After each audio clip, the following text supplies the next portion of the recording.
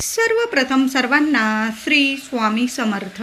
स्वामी महाराजांच्या कृपेने तुमच्या सर्व चांगल्या इच्छा पूर्ण होत ही स्वामींचरणी प्रार्थना करते आणि आजच्या व्हिडिओला सुरुवात करते.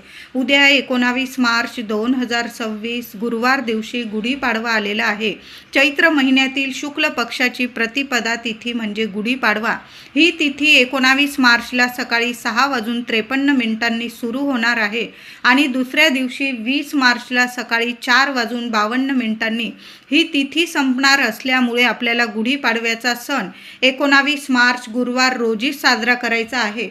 बऱ्याच लोकांना मनात प्रश्न पडेल की कॅलेंडरमध्ये फाल्गुन अमावस्या पण दिलेली आहे, तर फाल्गुन अमावस्या ही सकाळी 6:53 संपणार आहे आणि गुढीपाडव्याची चैत्र प्रतिपदा ही तिथी सूर्योदय बघितलेली तिथी असल्यामुळे 19 मार्च 2026 गुरुवार रोजीच आपल्याला गुढीपाडव्याचा सोन्यासारखा हा सण साजरा करायचा आहे. 3.5 मुहूर्तांपैकी एक संपूर्ण शुभ मुहूर्त म्हणजे गुढीपाडव्याचा हा सण आहे. ज्या काही शुभ गोष्टी करायच्या आहे या दिवशी आवर्जून करा. शुभ गोष्टींची खरेदी करायची असेल, वाहन किंवा घर दार जमीन वगैरे या गोष्टींची खरेदी अवश्य करा. खूप शुभ फलदायी ठरतं. सोनं खरेदी करू शकता तुम्ही. लग्नाची बोलणी वगैरे या दिवशी जरूर करा. गुढी उभारण्याचा शुभ मुहूर्त कोणता, तर सूर्योदयापासून सकाळी 7 वाजेपासून ते सकाळी 10:30 अत्यंत शुभ अमृत मुहूर्त आहे. हा 3.5-4 तासाचा मुहूर्त अमृत मुहूर्त आहे. जरासा वेळ झाला माझ्या महिलांना दादांना तर 11 वाजेच्या आत 19 मार्च 2026 गुरुवार दिवशी सकाळी 11 वाजेच्या आत आपल्या घराशी दाराशी गुढी उभारायची आहे. वेळ झाला तर म्हणते, नाही तर लवकर उठायचं आहे या दिवशी आणि सकाळी 10:30च्या आतच आपल्या घरादाराशी गुढी जरूर उभारा. या वेळेत गुढी उभारायची आहे. गुढी उभारताना पूर्व पश्चिम उत्तर दिशेकडेच अशा पद्धतीनेच गुढी उभारायची आहे. चुकून सुद्धा दक्षिण दिशेकडं गुढी येणार नाही याची काळजी घ्यायची आहे. महिलांनो दादांनो, आपण घरातले करते पुरुष करती महिला असेल त्यांनी या गोष्टींची काळजी जरूर घ्यायची आहे. वर्षाचा पहिला मोठा सण आहे गुढीपाडवा. छोट्या मोठ्या चुका होऊ देऊ नका. या गोष्टींची काळजी घ्या. पूर्व पश्चिम आणि उत्तर दिशेकडं अशा पद्धतीनेच आपल्याला दिशा बघून घ्यायची आहे.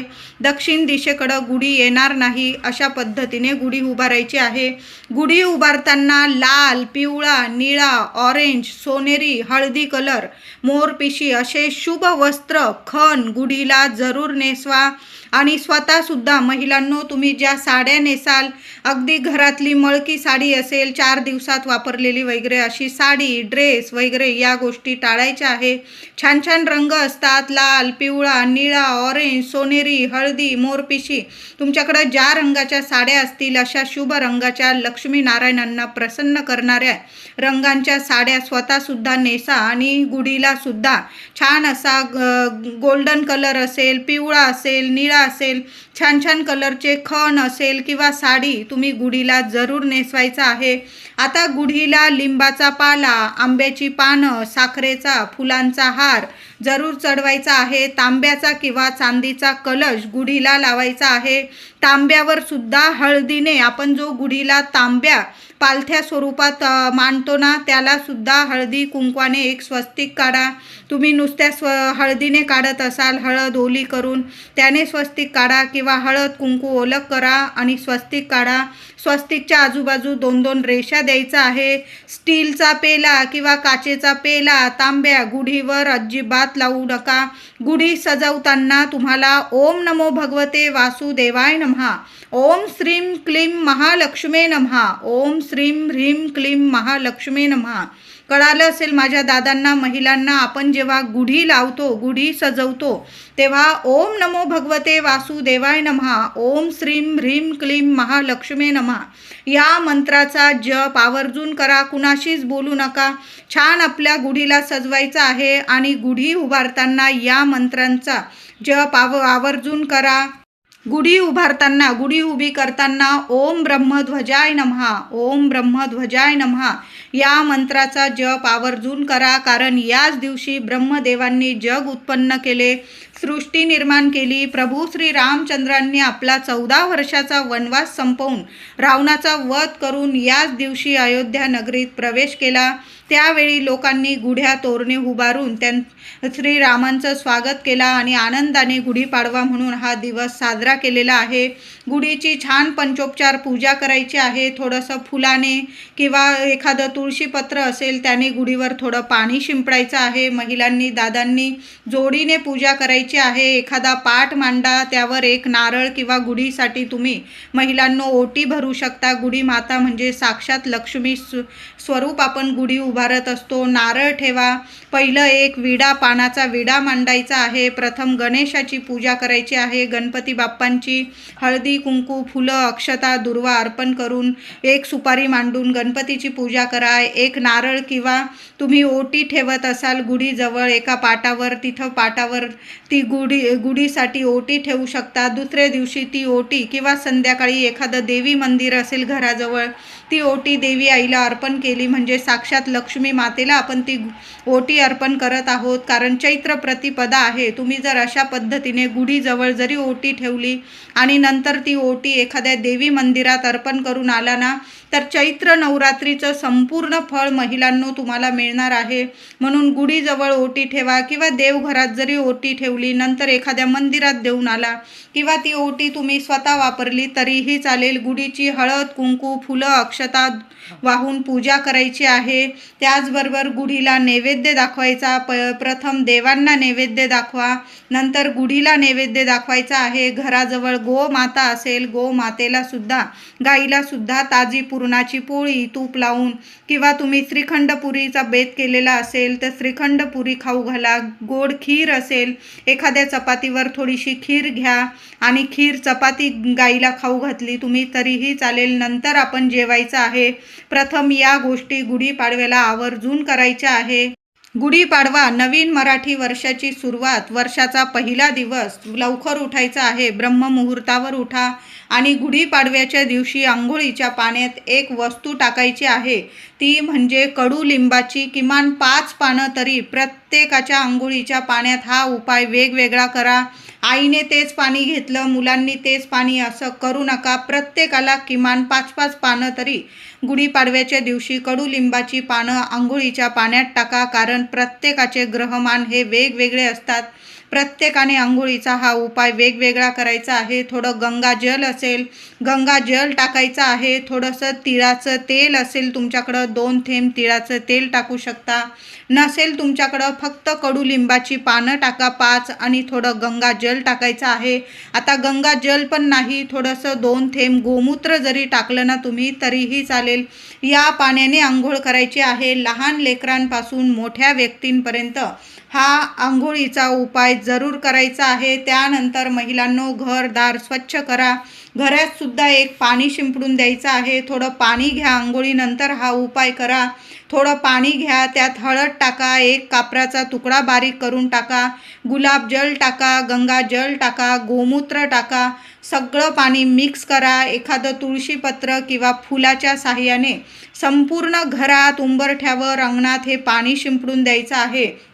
माता लक्ष्मीचं नामस्मरण करत राहायचं आहे. ओम श्रीम नमः, ओम श्रीम नमः. त्याबरोबर आपण उंबरठ्यावर सुद्धा उद्या हळदीचं लेपन उंबरठ्यावर झालंच पाहिजे. आणि उंबरठ्यावर लेपन केल्यानंतर माता लक्ष्मीची पावलं आपण लावलेलीच असतात.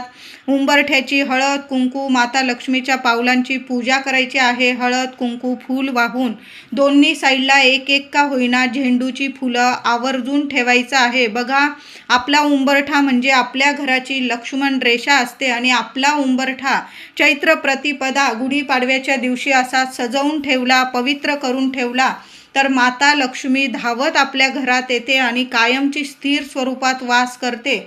म्हणून छान उंबरठ्याची पूजा करा. छोटी का होईना उंबरठ्याशी दाराशी अंगणात रांगोळी काढायची आहे. आणि आंब्याच्या पानांचा एक उपाय करायचा आहे. 5 आंब्याची पानं घ्या, 11 घ्या, 21 घ्या, विषम संख्यांमध्ये आंब्याची पानं घ्यायची आहे. स्वच्छ धुवून घ्या, पुसून घ्या. हळदी कुंकू ओलं करायचं आहे किंवा नुसती हळद जरी ओली केली ना चालेल. त्या 5ही किंवा 11 किंवा 21 पानांवर ओम नमो भगवते भगवते वासुदेवाय नमः, ओम श्रीम नमः, लक्ष्मी नारायणांचा मंत्र जपा आणि घरातल्या कर्त्या महिलेने हा उपाय करायचा आहे. आता 4 दिवस वगैरे असतील पिरियडचे, तर माझ्या दादांनी ही सेवा केली तरीही चालेल. आपल्या घराच्या मुख्य दाराशी तोरण लावत असाल तुम्ही, तर हा उपाय आंब्याच्या पानांचा जरूर करायचा आहे. प्रत्येक पानाला लक्ष्मी नारायणांचं मंत्र जपून हळदी कुंकवाचं बोट लावायचं आहे आणि ते आंब्याचं तोरण किंवा आंब्याची डहाळी आपल्या मुख्य दरवाजावर आवर्जून लावा. तुम्ही आणखीन तोरण आणलेलं असेल वेगवेगळी, तर ती जरी लावली चालेल, पण आंब्याचं तोरण किंवा आंब्याची डहाळी त्याबरोबर थोडासा कडुलिंबाचा पालासुद्धा आंब्याच्या डहाळीबरोबर तो आपल्या मुख्य दरवाजाशी जरूर लावायचा आहे. वरती लावायचा आहे, म्हणजे कुणाचा हात लागणार नाही आणि लगेच तो पडून जाणार नाही. 1 दिवसासाठी तरी ही तिथी जोवर आहे, दुसऱ्या दिवसापर्यंत तरी आपल्या मुख्य दरवाजावर कडुलिंबाची पानं आणि 5 किंवा 11 किंवा 21 आंब्याची पानं जरूर लावायचे आहे. खूप सोन्यासारखे अनुभव येतात, घरात शुभ मंगल गोष्टी घडून येतात. जी नकारात्मकता असते तिथेच नष्ट होते. कधीच तुमच्या घरादाराला प्रगतीला कुणाचीच नजरबाधा होणार नाही. लक्ष्मी नारायणांचा मंत्र जपा आणि आंब्याची डहाळी आपल्या मुख्य दरवाजावर जरूर लावा. सोन्यासारखे अनुभव येतील तुम्हाला. उद्या सकाळीच उंबरठा पूजन वगैरे झालं की आपल्या मुख्य दरवाजाशी गुढी उभारण्याच्या आधी मुख्य दाराशी माता लक्ष्मीच्या स्वागतासाठी महिलांनो एक दिवा जरूर लावा. मातीची पंती लावा किंवा तुम्ही नित्य नियमाने जो दिवा लावता संध्याकाळी तो सकाळी सुद्धा लावायचा आहे. तेलाचा लावा, तुपाचा लावा, नियम नाही. त्या दिव्यात 1 कापराचा तुकडा टाकून द्या आणि 2 लवंग टाका. उंबरठ्याला हात लावून सकाळी सुद्धा प्रार्थना करायची आहे. माता लक्ष्मीला तुमच्या मनातील इच्छा बोला, प्रार्थना करा. माझ्या घरात अखंड वास कर, माझ्या घरातलं दुःख दारिद्र्य दूर कर. हे माता अष्टरूपी महालक्ष्मी माता, तुझा अखंड आशीर्वाद माझ्या कुटुंबावर राहू दे. मी तुम्हाला उदाहरण दिलेलं आहे महिलांनो. तुम्ही तुमच्या मनातील इच्छा उंबरठ्याला हात लावून बोलायची आहे आणि सकाळी सुद्धा उंबरठ्याबाहेर माता लक्ष्मीच्या स्वागतासाठी 1 दिवा जरूर लावायचा आहे. संध्याकाळी सुद्धा तो दिवा पुन्हा लावायचा आहे. उद्या दोन्ही वेळेला आपल्या मुख्य दाराशी दिवा जरूर लावा. तुळशी मातेला हळदी कुंकू फुलं अक्षता वाहून ओम नमो भगवते वासुदेवाय नमः किमान 21 वेळा मंत्र जपून तुपाचे दिवे उद्या तुळशीजवळ दोन्ही वेळेला जरूर लावायचे आहे. गुढीपाडव्याचा सण आहे, एखादी तुळस तुम्हाला दाराशी लावायची असेल, सोन्यासारखा दिवस आहे, तुळशीजवळ सुद्धा दिवा लावायचा आहे. आपलं मुख्य देवघर तर तुम्ही आजच स्वच्छ केलेलं असेल. देवघरातील दिवा स्वच्छ घसून पुसून घ्यायचा आहे. 2 दिवे लावा उद्या, तर 1 तुपाचा पण लावा देवघरात आणि 1 तेलाचा सुद्धा अखंड दिवा लावून ठेवायचा आहे. काही महिला तर चैत्र नवरात्री म्हणजे घट वगैरे बसवता, अखंड दिवा आपण प्रज्वलित करतो. तर जो अखंड दिवा प्रज्वलित केलेला असेल ना, त्या दिव्यात सुद्धा 1 कापराचा तुकडा टाका, 2 लवंग टाका, 4 दाणे अख्ख्या तांदळाचे सुद्धा टाका. तुमच्या घरात अन्नपूर्णा मातेबरोबर माता लक्ष्मी सुद्धा कायम अखंड वास करेल, भरभरून आशीर्वाद देईल. धन धान्य ऐश्वर्य सुख संपत्ती आरोग्य कधीच कशाला कमी राहणार नाही. आपली कुलदेवी कायम आपल्यावर प्रसन्न राहील. म्हणून असा 1 अखंड दिवा आपल्या देवघरात सुद्धा लावायचा आहे. उद्या देवांना आंघोळ घालताना म्हणजे देवांची पूजा करताना थोडीशी केशर असेल तुमच्याकडं, आवर्जून दुधात केशर टाका. गणपती बाप्पा शंकरांची पिंडी असेल त्यावर सुद्धा दूध आणि केशरचा अभिषेक केला, अतिशय उत्तम. माता लक्ष्मीची मूर्ती असेल, कुलदेवी आईची, विठू माऊलीची, सर्व देवी देवतांना दुधाने अभिषेक करायचा आहे. आधी स्वच्छ पाण्याने, दुधाने, पुन्हा स्वच्छ पाण्याने छान अशी देवघरात पिवळा किंवा लाल वस्त्र अंथरा. लहान लहानशी अख्ख्या तांदळाची रास करा. त्यावर देवी देवतांना विराजमान स्थापन करायचं आहे. दुसऱ्या दिवशी शुक्रवार आलेला आहे, ते धान्य आपल्या मुख्य डब्यात जरूर टाका किंवा तुम्ही त्या तांदळांची खीर जरी केली. बघा, स्वामींचा प्रकट दिन सुद्धा आलेला आहे आणि शुक्रवार आहे. ते तांदूळ गुढी पाडव्याला आपल्या देवघरात देवांची स्थापना करताना छोट्या छोट्या तांदळाच्या राशी करा आणि त्यावर देवांची स्थापना करा. दुसऱ्या दिवशी ते तांदूळ तुम्ही मुख्य डब्यात टाका किंवा त्याची खीर करून देवांना नैवेद्य जरूर दाखवा. कधीच कशाला कमी राहणार नाही. महिलांनो, तुमचे डबे कधी खाली होणार नाही. वर्षभर सुख संपत्ती, वर्षभर काय अखंड तुमच्या घरात लक्ष्मी नांदेल. खूप सुंदर उपाय आहे. देवघरात देवांची छान अशी पंचोपचार पूजा करा. देवघरात सुद्धा थोडीशी आंब्याची पानं ठेवा, एखाद्या कोपऱ्याला ठेवा. थोडेसे आपले कडुलिंबाची पानं सुद्धा आपण जसे गुढीला तर लावणारच आहोत, मुख्य दाराला लावणार, आपल्या देवघरावरती सुद्धा थोडीशी कडुलिंबाची पानं, आंब्याची पानं लावा. तुमच्या खिडक्या असतील तिथं सुद्धा थोडी थोडी कडुलिंबाची पानं, आंब्याची पानं लावा. तुमची मुलं जिथं अभ्यास करतात तिथं सुद्धा मुलांच्या उशाशी जरी थोडीशी कडुलिंबाची पानं ठेवून दिली किंवा मुलांचं लक्ष केंद्रित होईल अशा ठिकाणी समोर भिंतीवर जरी थोडीशी लावून दिली चालेल. उद्या आपल्या मुख्य दरवाजावर एक हळदी कुंकवाने स्वस्तिक काढायचं आहे. छान असं शुभ लाभ काढा, छान स्वस्तिक काढा. एक देवघरावर स्वस्तिक काढा. मुख्य आपला जो किचन ओटा असतो त्या भिंतीवर एक स्वस्तिक काढा. महिलांनो, तुम्ही जिथं पैसे ठेवता, तुमची तिजोरी कपाट असेल तिथं सुद्धा एक स्वस्तिक काढायचं आहे. मुलं जिथं अभ्यास करता, मुलांची दृष्टी पडेल त्या भिंतीवर सुद्धा एक स्वस्तिक काढायचं आहे. सोन्यासारखे अनुभव येतील. या गोष्टी आपल्याला लवकर उठून जरूर करायच्या आहे.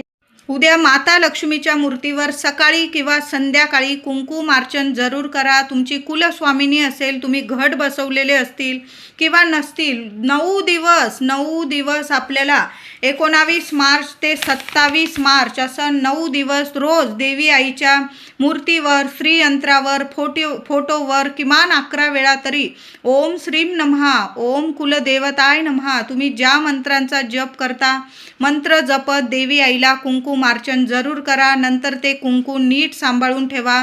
वर्षभर आंघोळीनंतर कपाळी लावायचं आहे. सुख सौभाग्यात वाढ होईल, तुमच्या प्रगतीत वाढ होईल, मुलांना सोन्यासारखे दिवस येतील. माता लक्ष्मीची ही सेवा आवर्जून करा.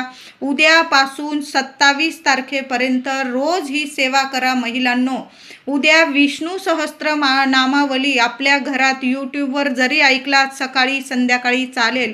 उद्या महालक्ष्मी अष्टकाचा पाठ तुम्हाला 16 वेळा करायचा आहे. आता गुढीपाडव्याला एक उपाय सांगत आहे. गुढीपाडव्याला एक पोटली बनवायची आहे. त्या पोटलीसाठी तुम्हाला 7 कवड्या, मूठभर तांदूळ, कमळगट्ट्याचे 7 मणी लागणार आहे. 1 रुपयाचं नाणं किंवा चांदीचा सिक्का असेल तुमच्याकडं नाणं चालेल. 2 हळकुंड, 1 सुपारी घ्यायची आहे. कळालं असेल. 7 कवड्या, मूठभर तांदूळ, कमळगट्ट्याचे 7 मणी, 1 रुपयाचं नाणं किंवा 1 चांदीचं नाणं, 2 हळकुंड आणि 1 सुपारी, या सर्व वस्तू लाल पोटलीत किंवा लाल कपड्यात नीट ठेवा. देवघरात माता लक्ष्मी समोर ठेवा. हळदी कुंकू अक्षता फुलं वाहून पूजा करा.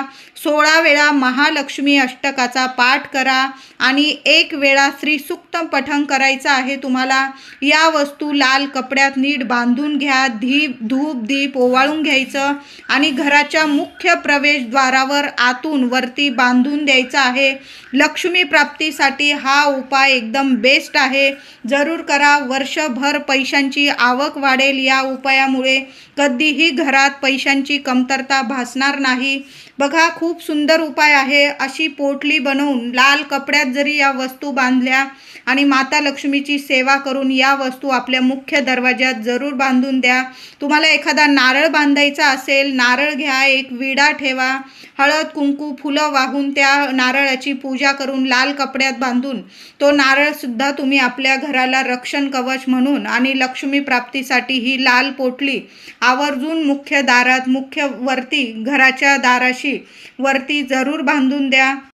गुढीपाडव्याला गोड नैवेद्याबरोबर एक नैवेद्याचाच खरा मान असतो. तो म्हणजे वाटीत थोडेसे धणे घ्यायचे आहे. त्यावर कडुलिंबाची कवळी पानं घ्यायची आहे. पानं घेताना धुवून घ्यायची आहे स्वच्छ. त्या मूठभर धण्यावर ठेवा. त्यावर थोडासा गूळ ठेवायचा आहे. तो नैवेद्य आपल्या देवघरात दाखवा. दुसऱ्या वाटीत याच वस्तू घ्यायच्या. जिथं गुढी उभारलेली आहे तुम्ही तिथं सुद्धा अशाच पद्धतीने नैवेद्य दाखवायचा आहे. नंतर तो नैवेद्य सर्वांनी प्रसाद स्वरूप खायचा आहे. उद्या गुढीपाडव्याला गुढीला दाखवलेला देवळात देवळात आपल्या देवघरात दाखवलेला एक का होईना कडुलिंबाचं कवळं पान आणि गूळ आणि थोडेसे धने प्रत्येकाने अगदी लहान मुलापासून मोठ्या व्यक्तीपर्यंत हा प्रसाद सर्वांनी जरूर खायचा आहे.